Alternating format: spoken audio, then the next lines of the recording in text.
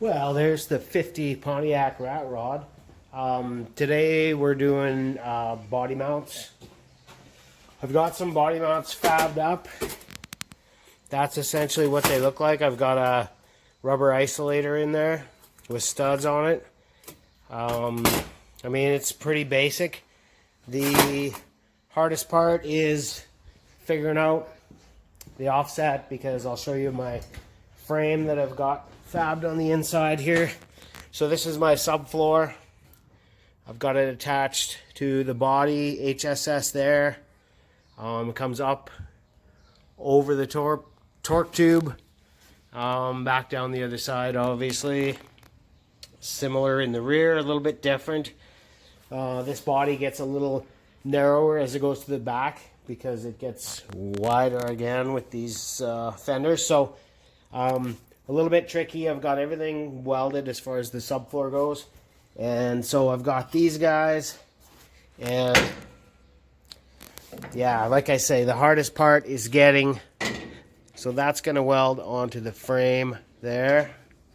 And this part welds onto the subfloor, which is the body, which should give me a decent amount of cushion.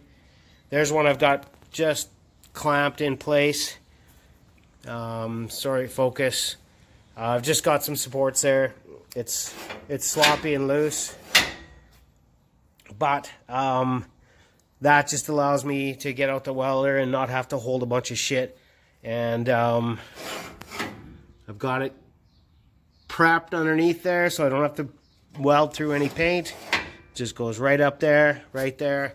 I've got my body centered left to right, which is maybe kind of critical. I don't know. Some of you guys don't give a shit.